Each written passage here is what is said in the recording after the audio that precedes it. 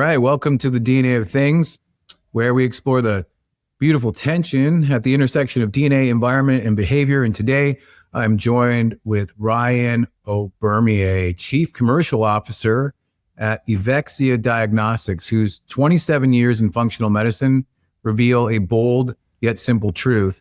Better health starts when we look deeper. So from gut health to multi-omics integration, Ryan shares how Evexia is helping practitioners see the whole patient and change the system from the inside out. I'm grateful to have you on the show. I know you through the Evexia Diagnostics Chief Commercial Officer, but obviously the depths of Ryan go much beyond Evexia. So this is really an opportunity, to learn more about this really important vision of Evexia.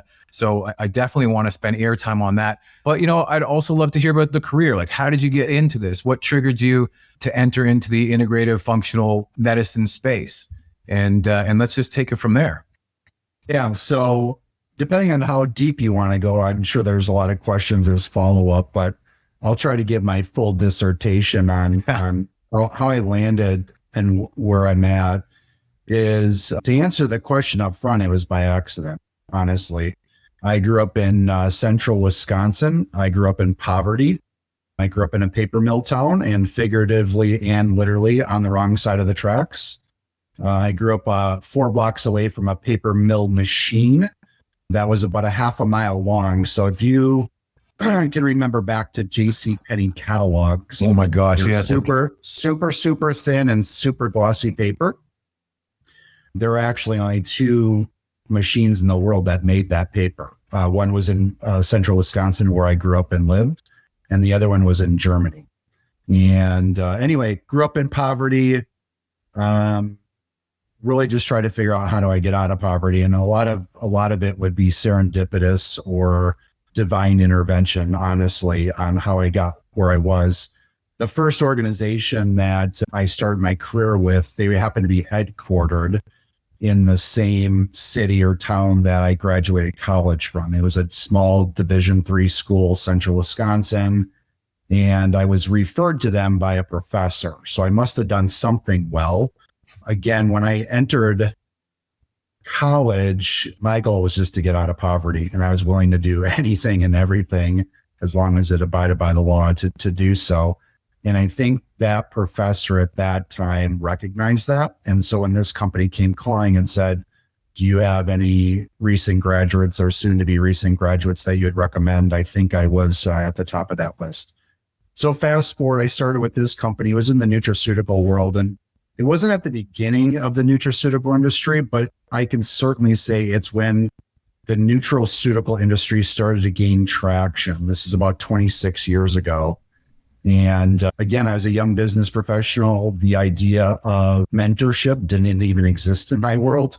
And I kind of had to figure it all out on my own. There are just so many things that I figured out on my own through the school of hard knocks, right? So something as simple as having a woman order dinner before you order dinner when the waiter comes is something that I had to learn and was never taught. So with that stated, the same was true on the business side. I didn't know what I didn't know.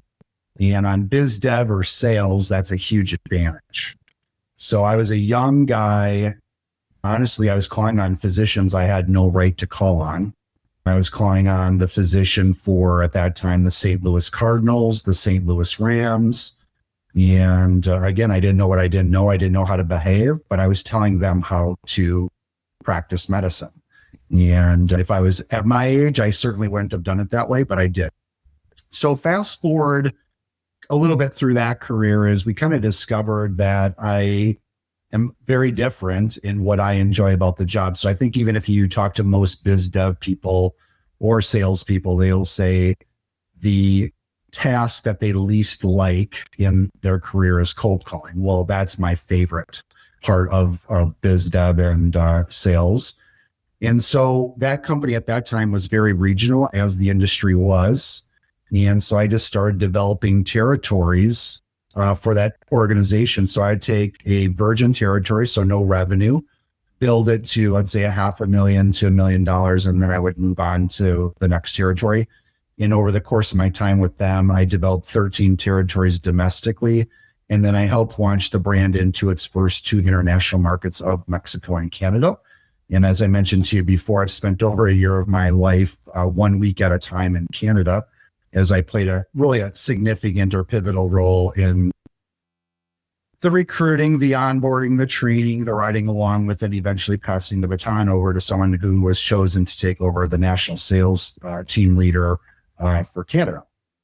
So my greatest takeaway from that, I mean, there's been, obviously, I grew up and I learned how to be a business professional during those 19 years with that organization. But I would say like one of my biggest takeaways is the integrative functional medicine space is still highly fragmented. You don't go to a practice in Southern Florida and think it looks anything like a practice in Central Wisconsin. They look completely different. They're run completely different. The patient typing is completely different. So what I was able to do is take the best practices of a highly fragmented market, a cottage industry, and share those best practices throughout coast to coast, border to border, north of the border, south of the border, and so on and so forth. After that, I became the vice president of mergers and acquisition at Forum Health. If you're not familiar with them, they're building a network of clinics across the country, and their growth strategy is through acquisition and integration. So I was tasked with starting this business. And over the course of a little over 4 years, we bought nearly 40 medical practices. And that was a great learning experience. My greatest takeaway from that role was I'm not embarrassed to say I was arrogant enough at that time when I was with my first employer to think that I knew what healthcare professionals really wanted and needed. And it wasn't until my time after buying the medical practice, the physician would stay on as an employee. You really figure out very quickly what's important to physicians. And you learn really quickly. I figured it out. And the previous 19 years, I didn't really have a good sense of what they really wanted or needed. And then now I'm here at Evexia Diagnostics as the chief commercial officer, where our role is really to deliver on some value propositions that I've learned in that second role as VP of M&A. And we're just really here to make the lives of providers much easier and their teams' lives a lot easier as well. Amazing.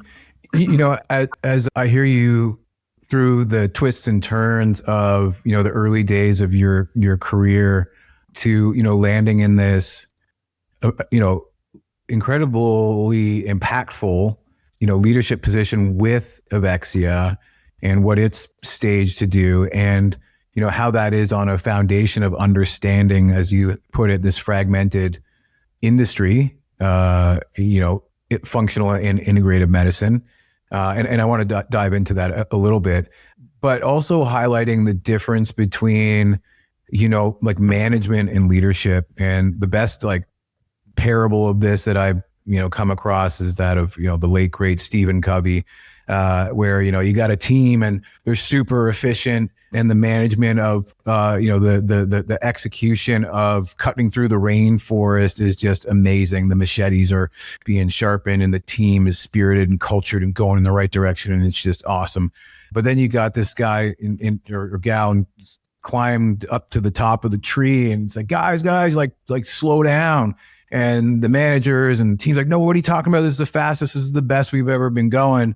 We're going to get through this jungle so quick. And then the guy in the tree is like, dude, wrong jungle, right? So you can, for the life of you, develop these, really incredible, sales processes and funnels. And in the end, you might be selling the wrong product to the wrong customer. And you and I have a little bit of, back story and communications on this in terms of really understanding the clinician's need and, where we might err on the side of the product and, wow, this is the most robust description, the most scientifically valid. Of course, actually you want all those things, but well, what's the clinician trying to do is like, well, their non-renewable commodity resource is time. And so how do you get them to the answer faster? How do you give them the red, yellow, green, but not have it be primary or elementary, have it actually be something meaningful? And so those must have been really different and difficult conversations. And I liken this specifically to, maybe having the conversation with the companies who've developed the product, and they might learn, oh, actually, we made some assumptions that we need to correct, or there's a whole new market here that we didn't consider.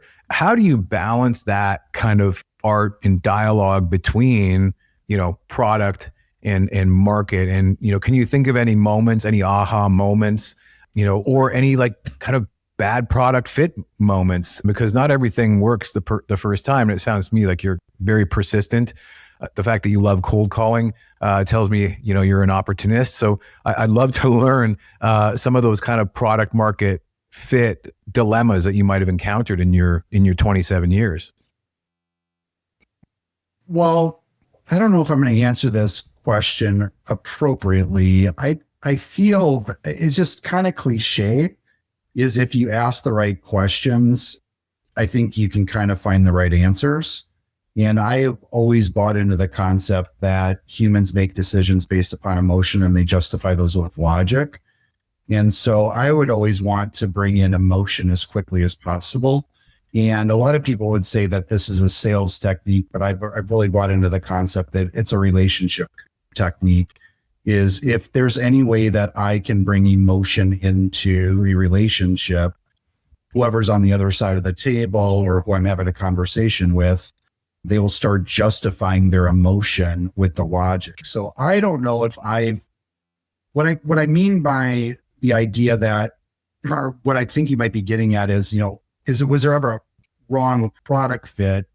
I don't think that there was a wrong product fit. I think it was maybe a wrong delivery of it and really what the doctor wanted. So as an example, the company that I worked with for 19 years, they would want the sales force to go into these physicians' offices and talk about the quality of their fish oil over and over and over. Well, every sales rep is going into that doctor and saying, our fish oil is different than these guys and blah, blah, blah.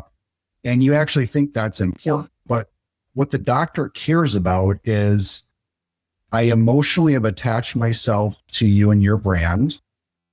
So that's the emotional piece. And I will justify it when the opportunity seeks itself. So what I'm getting at is, when they make their decision to go with whatever brand and whatever product and have a relationship with that particular sales rep, let's say, they just want to know when the S hits the fan, that there's a company that's standing behind them that will clean everything up. They don't really want to know the differences in one fish oil versus the other. I don't know if that answers your question. It does. Yeah. Well, and it segues really into the what you've got going on with Evexia, which is pretty impressive, because those products, the ones that we're about to speak to, are much more complex than, say, a supplement, which is effectively a commodity good. Which, you're basically, as you say, your positioning on those products is probably something to do with the quality, the potency, the reputation of the brand, et cetera. Maybe the packaging, price, obviously. But with Evexia, it's something different. And, it's talking about serving it's talking about serving functional and integrative medicine, upstream, from the recommendation, and actually informing and empowering the clinicians to, kind of get to that probably very personalized offering, given the nature of the industry. And I think maybe the first question is, what is functional and integrative medicine? Because as I heard you kind of describe it, it's like, well, it's different in Florida compared to Iowa. And okay, so is there something that is universal? Like, what's the core to it? And, how is Evexia serving this industry, if you will, and probably in a way that's atypical of, conventional diagnostics as it might have compared to, medicine of even just 10 years ago? Yeah. So again, I've been in the space. In a few short months, I'm going to start my 27th year in the integrative functional medicine space. And the industry has not served itself well. And what I mean by that is, over the 26 years I've been here, it's had 26 different names, right? When I started, it was complementary medicine, holistic, natural, blah, blah, blah. The new nomenclature is precision and personalized medicine. And so your question is, is there a true definition of what this stuff is, or is it the same stuff with maybe a little bit slightly variant to it? That's the answer, right? We're all talking about root cause medicine, non-conventional care, including the entire toolbox that physicians do have access to, but they don't because their practice has been built into some insurance fiasco, let's say. And so in general, we're all talking about the same thing. We're talking about deploying nutraceutical intervention, pharmacotherapy, lifestyle medicine intervention, emerging therapies, everything that's outside of the box with regards to the standard of care, right? With that stated, there is a true algorithm within a treatment plan of someone who practices what I would say true functional medicine. But if I were to grab 100 providers and throw them in a room that call themselves functional medicine providers, and if I quiz them and I say, give me the definition of functional medicine or what's that treatment algorithm, I would say 50% would actually give me the real definition. The true definition or the mantra of functional medicine is heal the gut first. Heal the gut first means if I go to a provider for any ailment, any complaint, that physician should be looking at my gut health first. And the reason why they want to do that is they want to create what we call a clinical predictable clinical outcome. And that is dependent upon a predictable interface between the outside of our body and what we were calling today the gut microbiome. What many people don't consider is when we talk about our digestive tract, so starting from our mouth and going all the way out to the toilet, that is considered outside of our body. And so if I'm going to prescribe an oral therapy, let's say a nutraceutical, the nutraceutical efficacy is dependent in part upon how does my gut microbiome or my gut interface with the whole absorption bioavailability process. So I know it's a long-winded answer, but in short, integrative functional medicine is really anything outside of this box of conventional care where you're looking at every tool that's available to you, just not, in conventional care, it's either drugs or cutting. Yeah, you're right. They're going to do a procedure or they're going to do drugs. But if you wanted to get down to the nitty gritty, there is a true definition of what functional medicine is. One might even, just an aside, one might even say like integrative medicine. There might be a true definition of that as well. And that's really taking the best of both worlds, taking the conventional care with pharmacotherapy and procedures and matching it up with what we'd say lifestyle medicine, nutraceutical interventions, and any other types of emerging therapies. So long-winded answer, but I think most people get confused on this, especially if they're not in the industry. Again, highly fragmented, cottage industry. It's at the point of maturity now where PE is getting really interested in what we're doing. And you're having a lot of, private equity firms coming in, investment banks coming in, and not really understanding the industry, which is, in my opinion, it's important. Yeah. Well, thanks for the clarity there. I mean, I've heard root cause medicine before. I never heard the vernacular of, heal from the gut first. And, that's a tricky thing. And well, I mean, maybe it's not. It's funny. It's just yesterday I was having a conversation with Dr.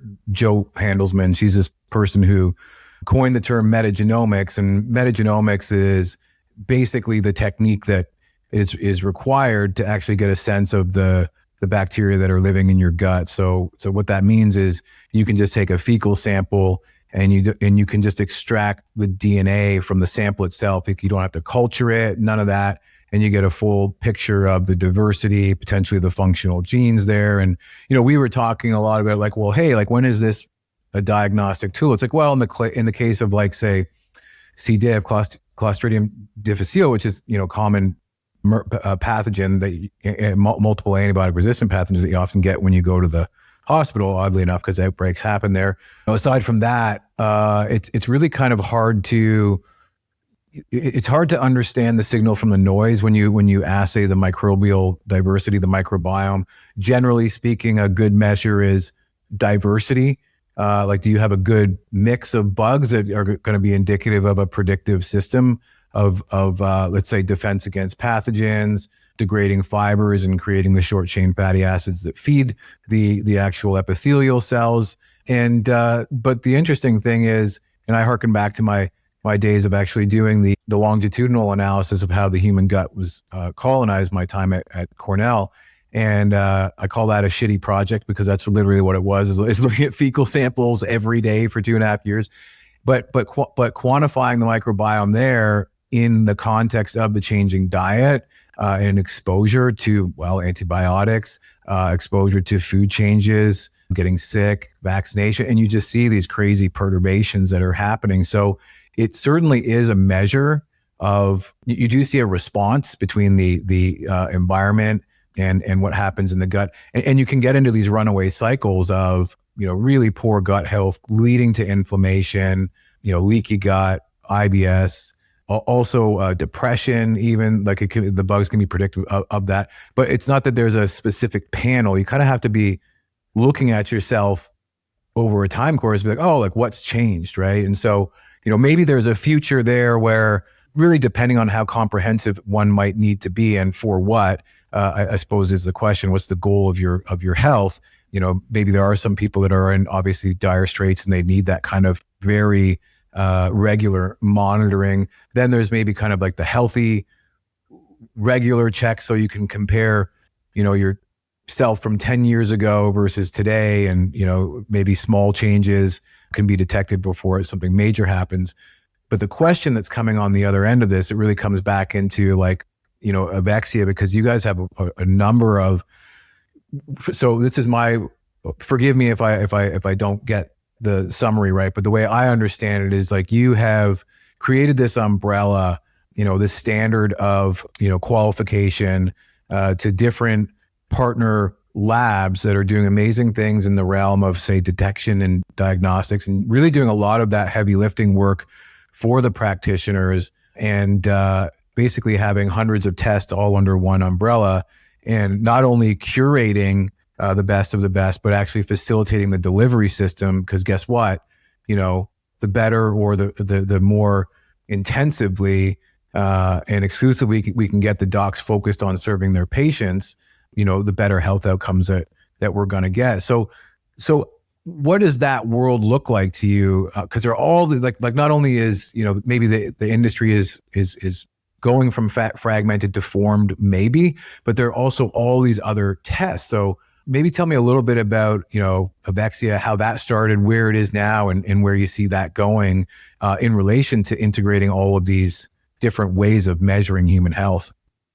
So Evexia has been around since 2007 as an organization. And I would say our founder CEO had some significant foresight, because that's when the iPhone came out. Wow. So yeah.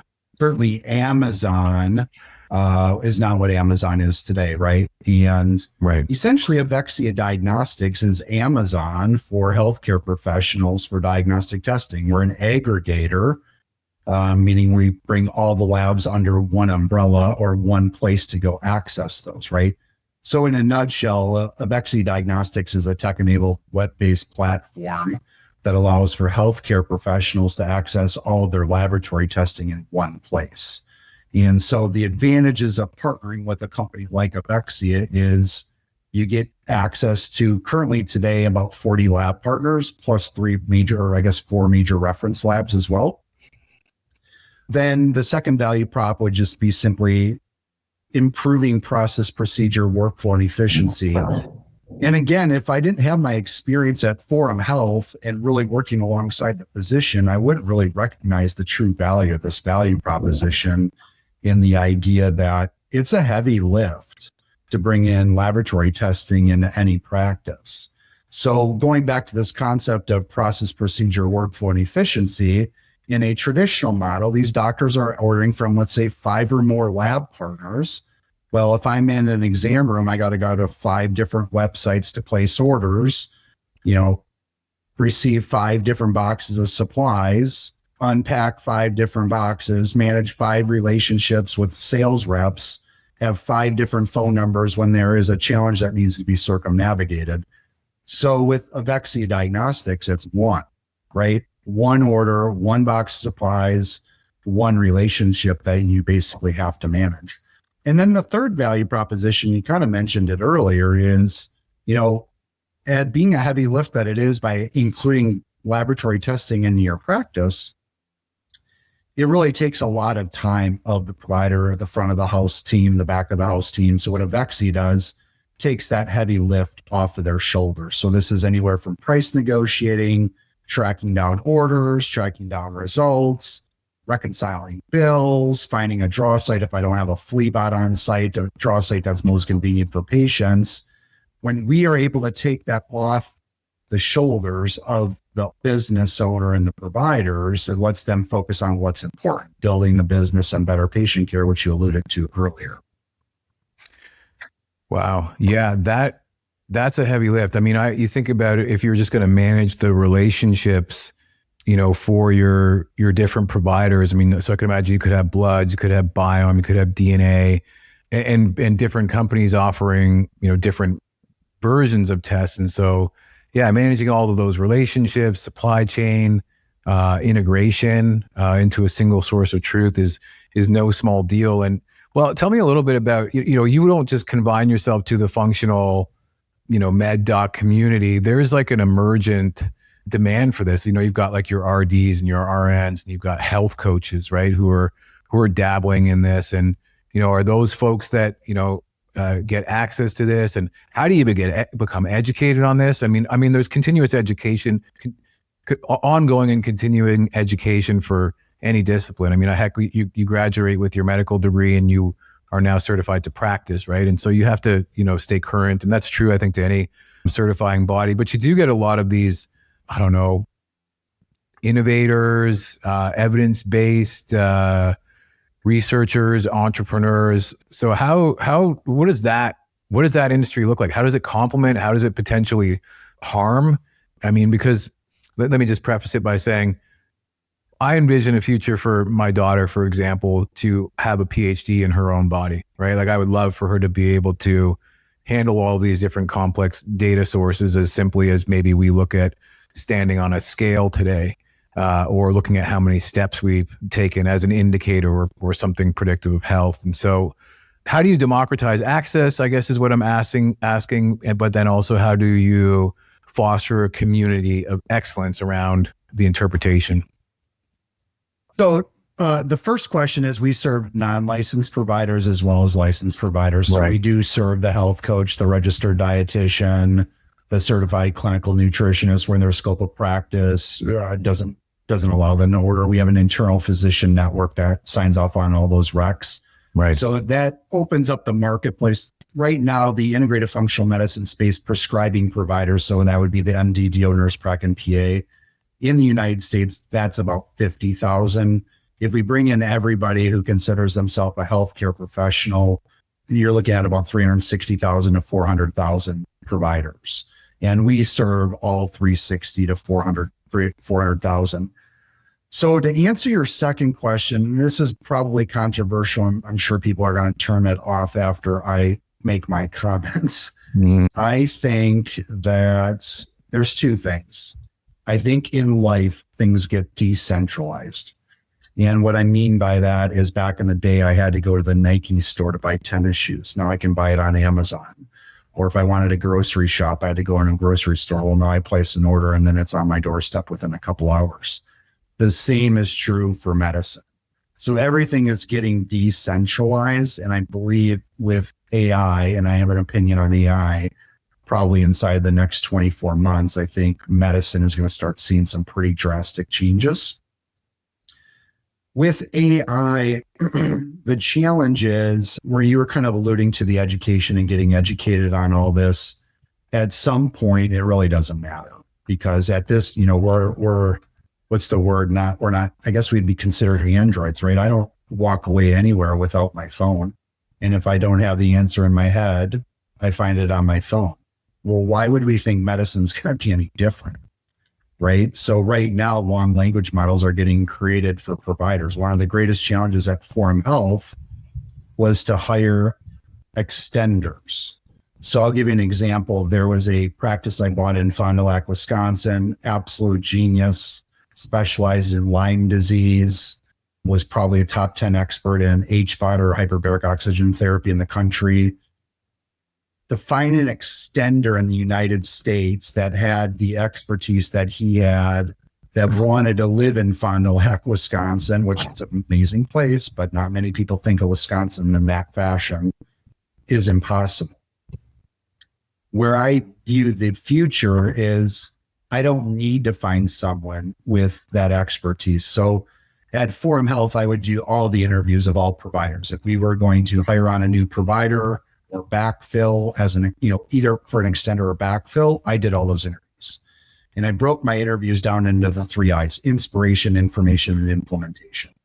Inspiration is, are you applying for this role because you need a job, or do you have true passion for a different type of medicine? The information is, do you have any skin in the game? Have you paid to go get additional education? Have you, worst case scenario, shadowed a physician in your area? The last piece was implementation, meaning how many years do you actually have doing this? Well, as you might suspect, almost everybody had inspiration, a few less with the information, and I don't want to do a double negative, nearly nobody or maybe anybody had any implementation. Well, if I'm a provider in today's world, understanding that LLMs can get created for me in my practice, I can now scale because I don't need to download my IP into a provider. They will have access to me on their phone. And I'll be able to say, how does Dr. Johnson treat XYZ? And it'll spit everything out. And in fact, I just had access about in the last month to a beta test on this. I typed in, I have a patient with PCOS, recommend the types of lab testing, nutraceutical intervention, pharmacotherapy, and lifestyle medicine. It spit it all out in 10 minutes. So that's where a lot of physicians are going to get frustrated. But the way that I look at it is through a different lens. The greatest challenge to integrative functional medicine is to scale. I now have the tool to scale because I'm not looking for that needle in the haystack as someone who specializes in Lyme disease, who has experience in HBOT, that wants to live in Fond du Lac, Wisconsin.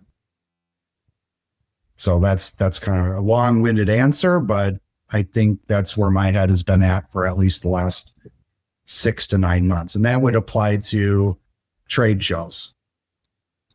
Do I need to go to these big trade shows anymore? Because the vast majority of a lot of it is, hey, I want to see familiar faces and make friends. But a lot of the reason historically why these physicians go to these events is to get educated. You don't need it anymore. It's going to be in my phone, right? And lab companies that we work with, the first LLM was just created with a lab partner of ours. That particular company that created the LLMs going to the next one, and they're going to the next one, and Evexia will have the aggregate of all that. It will be I'll be able to upload test results, and that LLM will be able to spit back to me the interpretation. Wow. That's like taking the diagnostic to the next level, right? I mean, and it can be subject matter expert specific, right? So if every practitioner, let's say, is developing their own LLMs now, well, you can actually do let's say a mastermind of LLMs, and get second and third and fourth opinions, right? Based on certainly, you can do it in ChatGPT right now. Yeah, and ChatGPT spits out some pretty good answers. Not perfect, but yeah, they'll get there. Yeah, I think the bigger thing for me is, what role does the physician play? If you go back to the concept of everything is getting decentralized. Yeah. And even like these trade shows or even sales reps now fall into this category. The concept of I need 100 sales reps across the country to go educate, that's out the door. And it'll be unnecessary. So the way I envision it, and I'm not 100% certain I can be persuaded, I think physicians, sales reps in these trade shows, their primary role moving forward are going to be, I think, 2 things. The cheerleader. Hey, patient, you're doing all the right things. I'm so proud of you. Or doctor, you've made the right decision for the type of medicine you're pursuing to practice, blah, blah, blah. And then an accountability manager. Patient, we talked a month ago that you were going to do XYZ. Were you able to do XYZ? Because I can see on your wearable and the data that I've collected, you haven't been walking your 7,500 steps a day. Yeah. I'm really interested to see how that aspect of the interaction with AI evolves. And I mean, I know there's, when I say that, I mean the emotional that. Going back to what you said initially, right? It's about the relationship. So, will people develop an emotional relationship with their AI? I mean, we've already seen, I think, some preliminary studies say yes, as it relates to, psychological counselors that are bots versus real, and humans getting better results with the GPTs. So yeah, I mean, it's provocative to say the least. And I guess the other question that comes to mind is, well, when you're getting into these more generative AIs, right? So taking a leap from the LLM to a new landscape because a particular use case is slightly different enough such that it isn't simply wash, rinse, and repeat, which frankly, I think is why functional and integrated medicine exists in the first place. So now I'm not discounting what you said. I mean, I would agree with it. It's really more a question of curiosity. What does this actually look like? So you mentioned like the iPhone before that came out. Like, who would have predicted the applicability of that device? And by the way, I mean, here's my prediction. Take it for what it will. I think iPhones and devices have limited time, because I do see that even as a barrier between the answer. I mean, obviously, talk to text or just pure speech, is great. It's just how much of the iPhone ironically, how much of the iPhone becomes, or the mobile phone, smartphone becomes non-intuitive or a hindrance to getting the answer, so to speak, right? So, okay, so what am I saying with that? I'm really asking a question rhetorically around, what does the future of the interaction look like? And it's almost like some of the things that required assistance in the past, maybe they won't. Like maybe like the first time anybody had to learn to brush their teeth, like that was probably really weird, and it took a while to learn that. And there's diabetics who self-inject, right? There's apparatuses now where you can do your own blood draws, right? So there is a lot more autonomy of things that, even 10 years ago it would be absurd to think that you could do that by yourself. And so, yeah, maybe sorry, I'll let you jump in because I'm kind of rambling here and brainstorm. Yeah. Who would have thought 20 or 30 years ago that you could create your own travel plans? Right, exactly. Yeah. I think that's agent. Yeah. I don't know where this is going to land at all. One of my favorite movies is Moneyball. Yeah, I have a lot of quotes from Moneyball, and I frequently say this for all these doctors that are reluctant to adopt AI moving forward: is it's adapt or die. Yeah, unfortunately that's where it is right now. It's adapt or die, and you're going to figure out if I was a provider and I understood the idea that the greatest challenge is staffing, which that is 100% true. The second challenge is patient acquisition. And then the third need in any practice is so far behind need 1 and 2, it doesn't even matter. I would embrace AI. I would create an LLM based upon my IP, and I would scale like crazy. Yeah. I'd scale like crazy for 3 to 5 years, and I'd try to exit because in the integrative functional medicine space, AI will allow that to happen. If you didn't have and what I mean by that again is I'm Dr. Johnson and I bring on a nurse prac and I'm serving those in this space, which is very, again, fragmented and there's no standard of care. The only way I can scale is either I sit down with this nurse practitioner and download all my IP into him or her. And then we know nurse pracs stick around for 2 years. So then they're going to take that IP and run with it. Now they're competing against me. Or I'm going to have an LLM, give them a device that they can access. So I guess adapt or die if I was a provider, and I would try to leverage AI and basically exploit AI. And then again, with my mergers and acquisition background, I would do this for 3 to 5 years. I try to grow myself onto the business, meaning I'm generating very little of the business's revenue. Everything is getting generated through service lines and extenders. And I would try to exit, and I would be looking for Mac. And then at the same time, I'm adopting as much as I possibly can from a technology because I want to sell data. Maybe I become a data as a service company. I can resell that data over and over, whatever that looks like for me. But again, going back to what I said a few minutes ago, everything's getting decentralized as life does. And for us to think medicine is any different is crazy. Yeah. What was funny is recently, it was last year, early 2024, maybe. Yeah, I had like a bicep tear, so I had a post-op, and I was in with the physio, and I was like, "Hey, have you played with this Chat GPT thing yet?" She's like, "No, what is it?"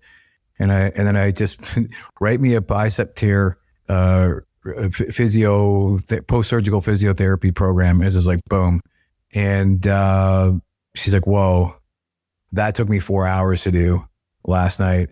And then we looked at it, and it's like, well, it's not exactly the same. And that was her criticism. It's like, great. So how would we shape it? And then we shaped it, and she's like, whoa. Right. So the thing that demonstrated there is that it's highly conversational. Right. And so it's not static, and, depending on, which LLMs you're using to kind of seed, and then obviously the multiple ones that you integrate, and then your own, it really does become as smart as you are creative. And so there really is this co-creation that happens that you wouldn't think, in a very, organic way, much more organic than I thought. Like so exactly what you said, I've been building LLMs around, first principles in athletic performance and, basically systems biology, and integrating that into a coaching model for high performing entrepreneurs, for example. Right. So, and then I assess and I test my models and I improve them. And it's very high touch, but this high tech component actually allows me to better anticipate the needs of my clients, and actually demonstrates that it is possible to systematize things that previously were thought to be, let's say, too nebulous. Speaking of nebulous, we totally went down an AI, kind of side turn, which I'm totally glad we did. But I am really fascinated with, kind of Evexia's current track in terms of the next, say, 24, 36 months. Because it's no small deal. I believe you got more than 20,000 physicians in there. You've got hundreds of different labs and lab tests and ways to kind of bundle all these things. And so, what's the kind of vision, for the kind of short and long term with Evexia, given everything we've just talked about? Well, I think definitely the adoption of this aggregate AI will be pretty impactful. I think that's the first thing. We'll continue growing and bringing on new customers. It's automatic at this point. We're in our 18th year. We get hundreds of new clients every month. I think the biggest area, compared to our competitors, we're relatively unknown, but I have good reason to believe that we're about 3 times the size of our second largest competitor. Where we do our magic is through API, where there is a provider or an organization that wants to offer their lab testing in a marketplace or on a website. We have a very robust, very mature API, meaning all the bugs have been kind of worked out. And that's where we are really looking to grow, is, I would say, enterprise sales. So rather than single shingle, which is the classic salesperson strategy, we're bringing on big tranches of hundreds, if not thousands of clients at a single point in time. And a lot of that is brought on through this API, right? So, and then I think the other thing is just kind of constantly refining our process, procedures, and workflows, making sure everything is documented. But I think AI, if you're going to say, hey, what are the top 2 things, I would say we're going to continue the trajectory of going after enterprise sales, and then just holding on tight with the API. AI, and making sure that we're staying on top of where all that's at. So, and I meet with the company that's doing this for all these labs. I meet with them on a monthly basis. So the goal would be, hey, once we get through the top half dozen lab companies that are the big players in the space, then we would probably launch our aggregate AI for all these. Wow. Yeah. And when you say you have hundreds of customers coming on every month, that's like hundreds of practitioners who could be bringing thousands of clients with them. So we're talking like hundreds of thousands of people joining the ecosystem potentially every month. That's right. Right. That's right. So I would say we bring on 300 to 500 new clients a month, independent of a sales force. Wow. A couple of months, we were bringing on 700 each month. I think it was August, September. And then the average size practice, again, my background's in M&A, so I would see active patients and then total patients. The integrative functional medicine practice average is probably 1,000 active patients. And I would define active as they have been seen by the provider in the last 2 years. Yeah. Wow. That's an engaged community. And then, so there's the practitioner. So there's the, let's say, client, end user, patient, but then there's also like the lab partners. So like, how many lab partners do you guys have there? And like, how does that break down? Like, what's the industry demanding these days? So we have about 40 lab partners, and that number will grow, let's say 10 to 15 in 2025. What you mentioned before, which is the genomic shotgun sequencing, so GI testing that's showing you everything that's going on in the gut microbiome. That's pretty big. Genetic testing is big. Cancer screening is becoming more important, or more labs are coming out, and just, new collection types. So doing finger sticking instead of venipuncture, doing capillary collection instead of finger sticking. There's a lot doing urinary collection instead of venipuncture. So I think staying on those trends, and then you're probably aware of, there's some technology today using AI where they just take a picture of your face. They can tell you what your A1C is, your fasting glucose, everything is basically off the picture of your face. Yeah. And so making sure that you're staying on top of that as well. Wow.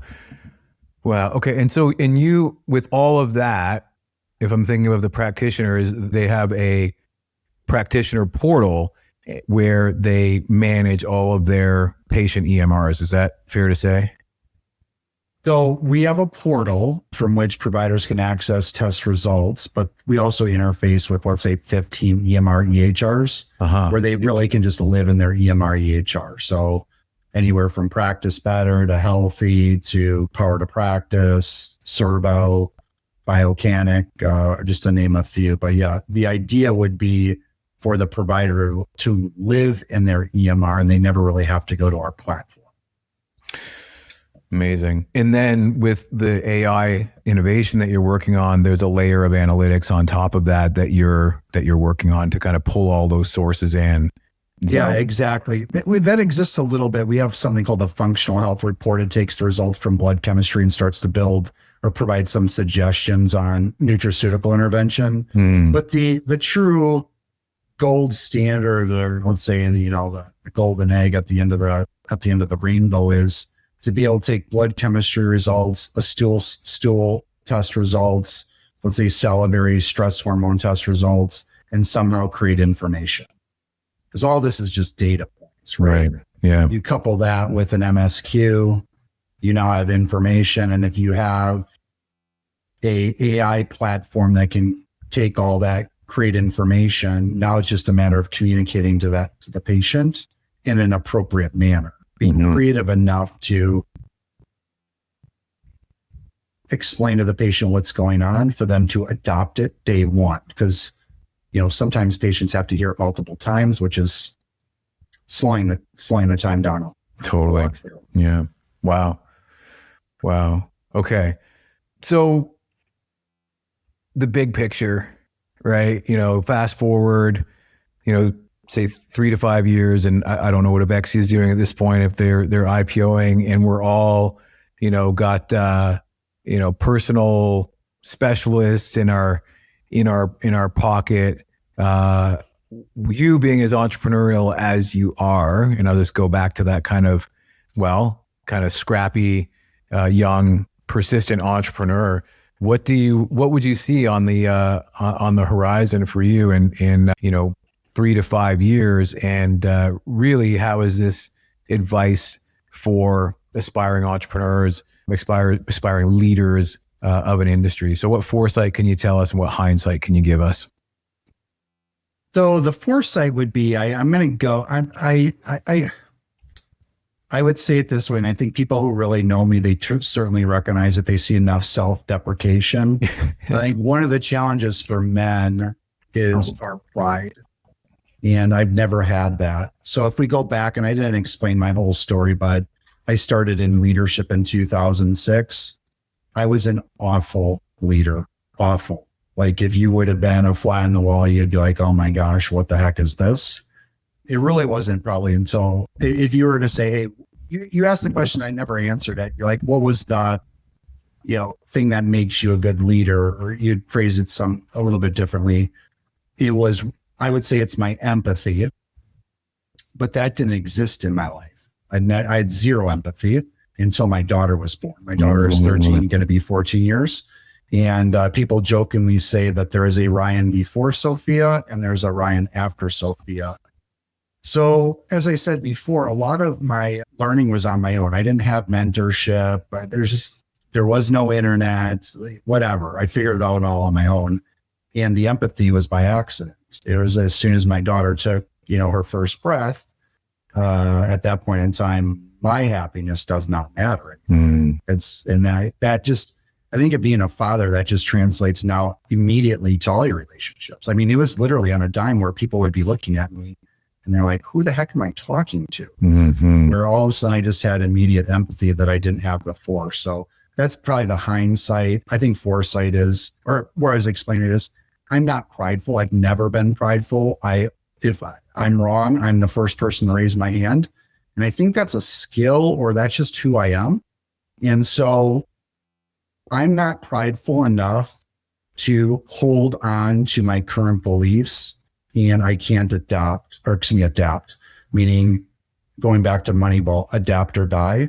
So your question is, where am I going to see myself in 5 years? I'm going to adapt because I'm certainly not going to die. Wherever the wind blows and wherever that is, I'm going to be constantly looking well into the future. Let me just finish it with this.